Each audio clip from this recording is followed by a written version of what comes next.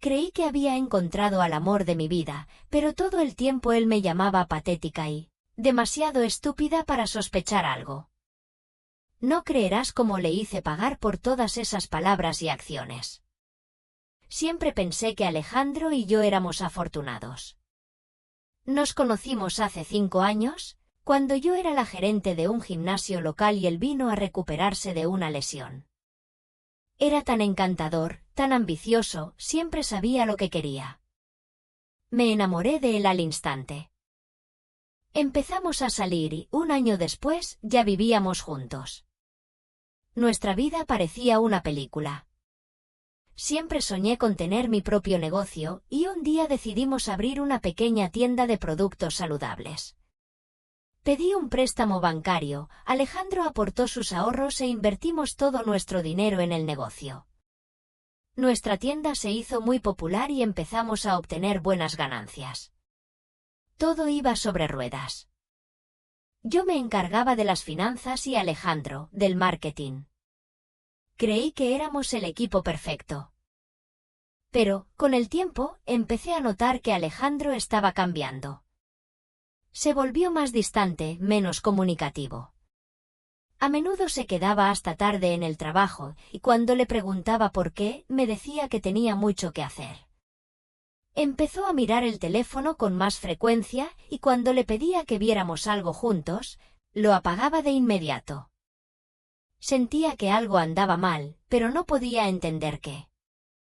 Nuestra tienda seguía prosperando, pero empecé a notar que nuestros ingresos estaban disminuyendo.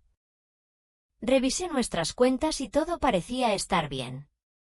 Pero cuando comparé nuestros ingresos con los del mes anterior, vi que algo no cuadraba. Le pregunté a Alejandro por qué estaba ocurriendo eso, y me dijo que teníamos muchos gastos nuevos.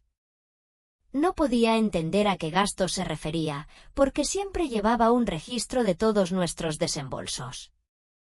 Empecé a sospechar que Alejandro me ocultaba algo. Empecé a vigilarlo. A menudo salía de casa sin decir a dónde iba. Se volvió más agresivo cuando le hacía preguntas. Empecé a sentirme sola.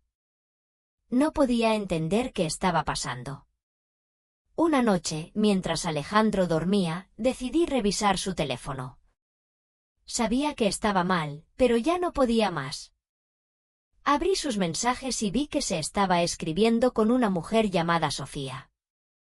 Leí su conversación y sentí náuseas. Le escribía que la amaba, que quería pasar toda su vida con ella. Me llamaba patética y demasiado estúpida para sospechar algo. Le escribió que me estaba usando para conseguir dinero para el futuro de ellos. No podía creer lo que veían mis ojos. Mi corazón se hizo pedazos. Me sentí tan traicionada. Ya no podía más. Tenía que hacer algo. No podía simplemente confrontarlo. No podía gritar y tirar sus cosas por la ventana, aunque eso era lo único que quería hacer. Eso sería demasiado fácil para él. Simplemente se iría y seguiría con su pequeña Sofía, y yo me quedaría sin nada más que el corazón roto y un negocio ahogándose en deudas. No, tenía que pensar en algo más inteligente, algo que le doliera tanto como él me había lastimado. Tenía que jugar su juego, pero en mis términos. Empecé a actuar como si nada hubiera pasado. A la mañana siguiente, me desperté, le di un beso de despedida como siempre y me fui a trabajar.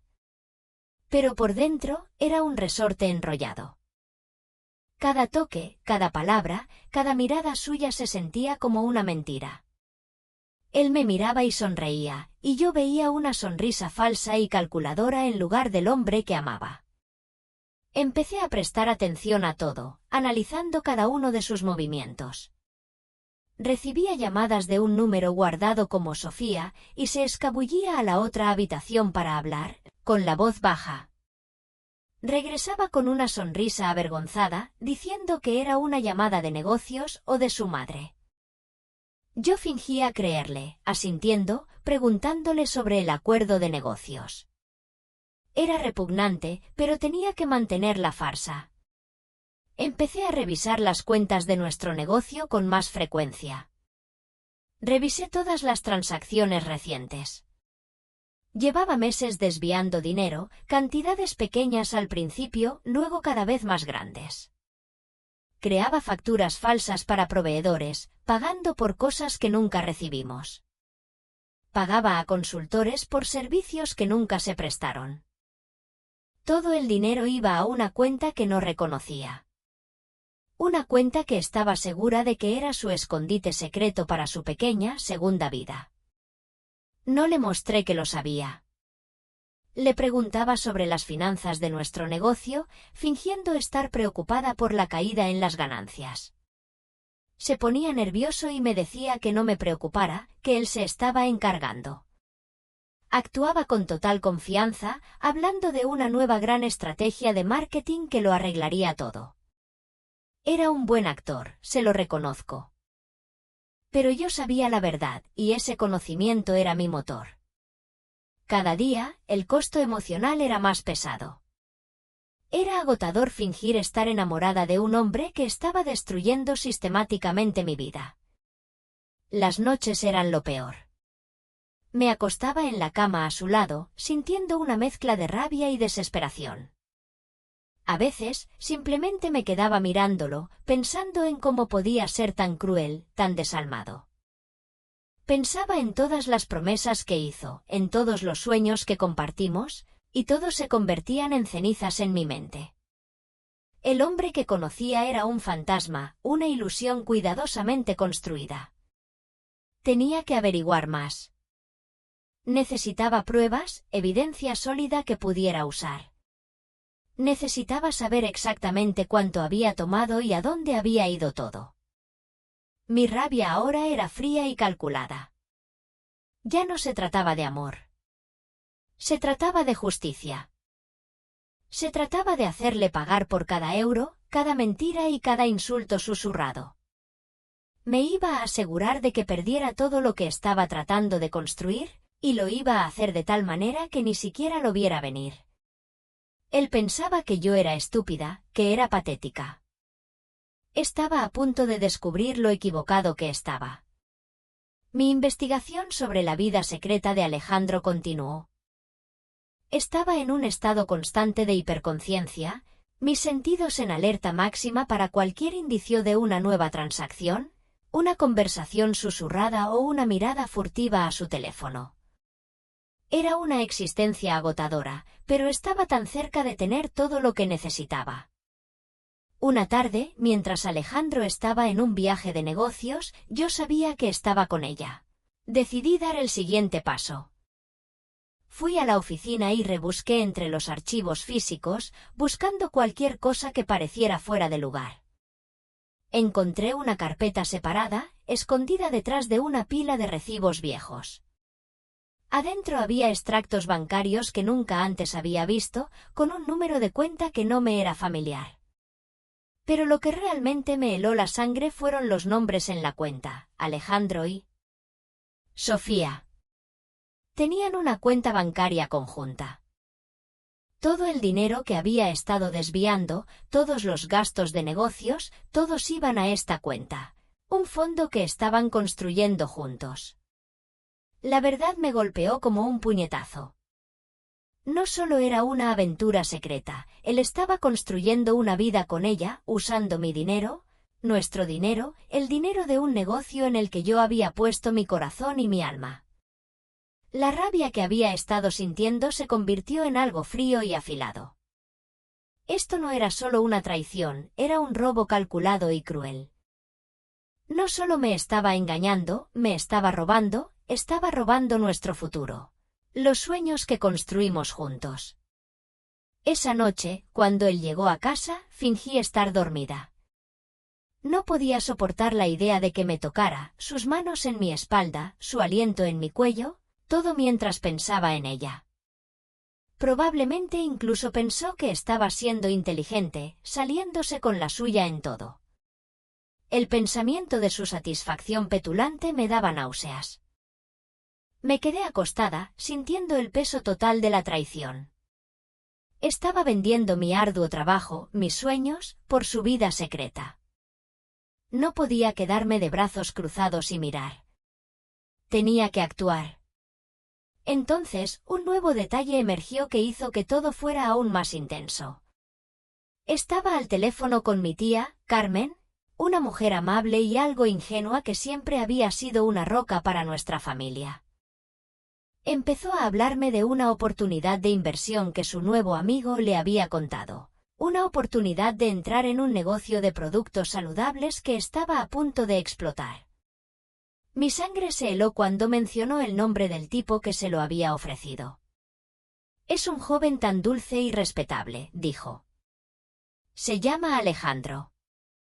Alejandro García. Mis manos empezaron a temblar. No podía ser una coincidencia. No solo me estaba robando, estaba tratando de estafar a mi propia tía. Estaba vendiendo los ahorros de toda la vida de mi tía por su vida secreta. La traición ya no era solo sobre mí. Ahora era sobre mi familia, mi tía que confiaba en mí. Estaba usando la reputación de nuestro negocio, mi nombre, para engañar a alguien a quien yo amaba. El conflicto acababa de pasar de ser personal a moral. Ya no era solo una mujer agraviada, era una cómplice de un fraude, aunque sin saberlo. Mi corazón latía con fuerza en mi pecho. Había cruzado una línea que no creí que fuera posible. Lo que estaba en juego ya no era solo mi dinero y mi orgullo, era la seguridad financiera de mi tía. Tenía que detenerlo, y tenía que hacerlo sin que él supiera lo que yo tramaba. El descubrimiento sobre la inversión de mi tía Carmen cambió las reglas del juego. La fría furia que sentí antes se convirtió en una ardiente determinación. Ya no se trataba solo de vengarme, se trataba de proteger a mi familia de un hombre sin moral. Tenía que exponerlo, pero no podía simplemente soltar la bomba. Tenía que hacerlo estratégicamente, para que sintiera el mismo lento y agonizante ardor de la traición que yo sentía. Inicié una nueva investigación, aún más meticulosa. Secretamente, volví a revisar todos los registros financieros de nuestro negocio, esta vez buscando cualquier rastro de una cuenta a mi nombre. Sabía que él estaba tratando de construir un nuevo negocio, y tenía el presentimiento de que iba a tratar de usar la reputación de nuestra empresa para obtener más dinero. De personas desprevenidas como mi tía. Él estaba tan orgulloso de lo que habíamos construido que nunca querría arruinarlo. Lo usaría para su propio beneficio, pero de una manera que no dañara el negocio en sí. Tuve razón. Encontré un libro de contabilidad separado, escondido dentro de una caja vieja de decoraciones navideñas. Era una lista de posibles nuevos inversionistas. Y justo en la parte superior estaba el nombre de mi tía, junto con una nota sobre la cantidad que estaba dispuesta a invertir. Se me revolvió el estómago. Me sentí tan culpable por no haber visto esto antes. Tenía que actuar rápido. Decidí confrontarlo, pero no de la manera que él esperaría. No quería entrar en una pelea a gritos o en una pelea física. Quería golpearlo donde más le dolía, su ego, su orgullo, su falsa sensación de superioridad. Esa noche, cuando llegó a casa, le preparé su comida favorita. Encendí velas, puse algo de música y actué como si todo fuera perfecto.